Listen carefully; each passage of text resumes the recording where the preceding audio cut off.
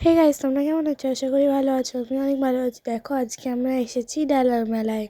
তো এটা হচ্ছে আমি আর এই দেখো এখানে সবাই ডালার মেলা হচ্ছে। এটা আমরা ফার্স্ট টাইম এসেছি, তার জন্যে হচ্ছে এত আমরা জানতাম না আজকে এত মানে দেরি করে চলে এসেছি, এর জন্যে দেরি হয়ে গেছে এইখানে, তার জন্য লোকজন নেই।